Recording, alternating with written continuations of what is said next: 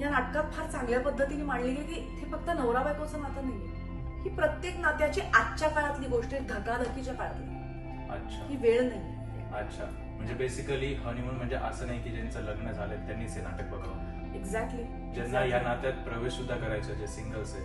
अर्थात म्हणजे तू जे करतोयस त्याचं त्या अर्थाने मोल ओळखून कृतज्ञ जर राहिलं तर तुलाही त्यातली पुरेपूर मजा घेता येईल असं मला वाटतं. आणि जेव्हा मी तुला जसं म्हटलं की त्या अप्स अँड डाऊन मध्ये तुला हे कळत राहील की ठीक आहे आता हे जरी असलं तरी माझ्या आत्या आहे आणि इट्स गोइंग टू हॅपन. ही जी गोष्ट आहे तो विश्वास, इसके साथ खूप खूप शुभेच्छा तुला तुझ्या चॅनलला. Thank you ma'am, thank you.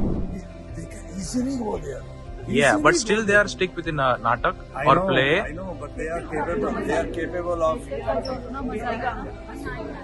Because that's a base of acting, right? From there you're gonna go top. But once you reach the top and still you're doing natak, that's a very big thing.